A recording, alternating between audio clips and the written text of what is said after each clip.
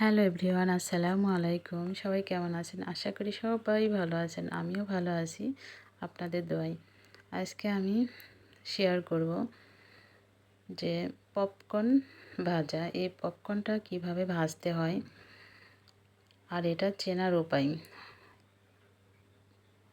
আমি একটা প্যান নিয়ে নিয়েছি। প্যানে 2 চা চামচের মতো তেল দিয়ে দিছি।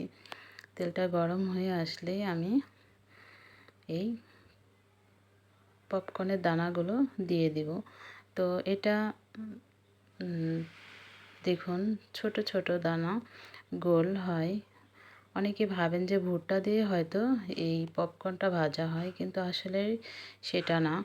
এই পপকর্নটা দেখুন, এই যে আমি একটু দেখাচ্ছি, তো ভালোভাবে দেখা যাচ্ছে না। ভিতরে দেখবেন এভাবে যে 3টা 4টা ভিতরে একটা দাগের মতো থাকে। মনে হয় যে ভিতরে ফেটে গেছে, ফাটা ফাটা দাগ। তো এভাবেও চিনে নিতে পারেন। তো এই 2টা জাত ভিন্ন, একটা পপকর্ন আলাদা আর ভুট্টা জাতটা হলো আলাদা। আমি দেখে নিলাম যে তেলটা গরম হয়েছে কি না। তো তেলটা গরম হয়ে গেছে, আমি তেলের ভিতরে পপকর্নের দানাগুলো দিয়ে দিলাম। দিয়ে এখানে হাফ চা চামচের মতো বিট লবণ আর হাফ চা চামচ লবণ দিয়ে মিশিয়ে নেব, ভালোভাবে মিশিয়ে নেব। এই পপকর্নটা ভাজতে হবে মিডিয়াম টু লো আছে, বেশি আছে ভাজা যাবে না, তাহলে নিচে পুড়ে যাবে। আমি ফ্রাই প্যানে ভাজতেছি, আপনারা চাইলে রেগুলার যে রান্নার কড়াইগুলো আছে সেটাতেও ভেজে নিতে পারেন, কোনো সমস্যা নেই। চাইলে ননস্টিকের যে হাঁড়িগুলো থাকে সেগুলোতেও ভেজে নিতে পারেন। তো আমি এখানে ভালোভাবে মিশিয়ে নিলাম লবণের সাথে পপকর্নগুলো মিশিয়ে ঢাকনা দিয়ে আমি ঢেকে দিব। যখন ফুটতে শুরু হবে তখন পুড়ে যাবে, এই জন্য আমি ঢাকনা দিয়ে ঢেকে রেখে দিব। দেখুন আস্তে আস্তে কিভাবে ফুটছে। তো আমি একটুকু স্কিপ করি নাই আপনাদেরকে বোঝানোর জন্য, যেন ভালোভাবে বুঝতে পারেন এবং পপকর্ন বাসায় ভেজে খেতে পারেন।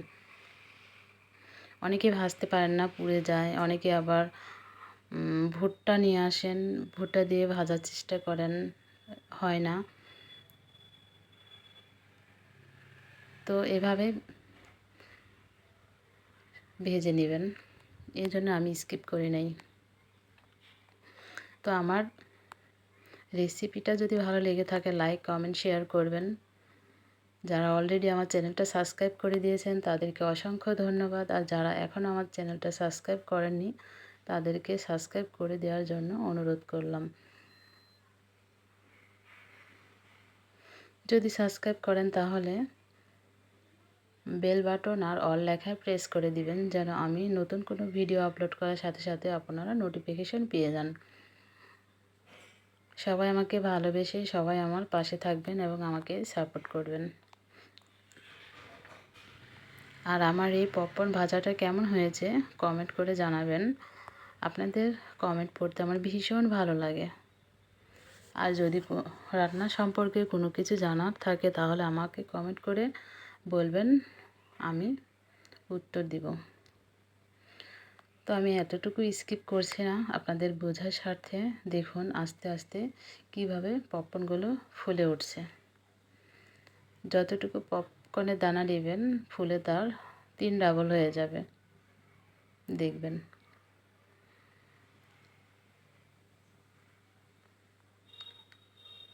তো এটা কাচের ঢাকনা, দেখা যাচ্ছে যে কিভাবে ফুটছে। আর যখন আপনারা নর্মাল হাঁড়িতে করবেন কি কড়াই করবেন তখন নর্মাল ঢাকনা দিয়ে রাখবেন। তখন একটা বোঝার উপায় আছে যে আপনাদের ঢাকনাতে দেখবেন যে পটপট করে শব্দ হচ্ছে, ফোটার একটা শব্দ হয়। যতক্ষণ পর্যন্ত ফুটবে এই শব্দটা আপনারা পাবেন। আর যখন দেখবেন যে আর শব্দ হচ্ছে না তখনই ঢাকনা নামিয়ে উঠিয়ে নেবেন।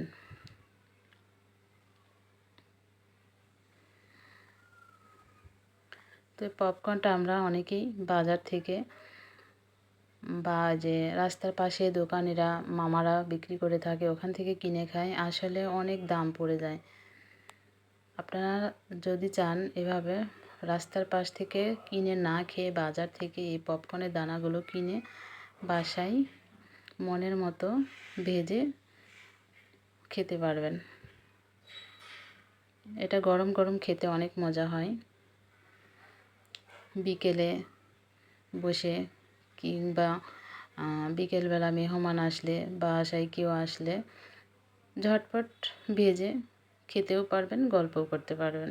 দেখবেন সময় কাটছে, খাওয়া হচ্ছে, একসাথে সব কাজই হয়ে যাচ্ছে। একদম সহজ একটা রেসিপি। দেখুন সবগুলো ভাজা হয়ে গেছে, তো আমি এখন উঠিয়ে নিব।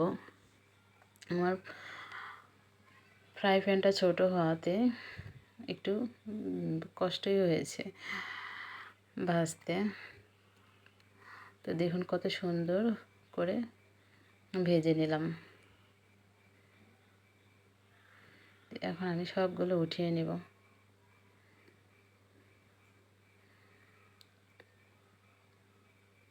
তো সবাই ভালো থাকবেন, সুস্থ থাকবেন, সবাই সবার জন্য দোয়া করবেন। আজ এই পর্যন্ত, আল্লাহ হাফেজ।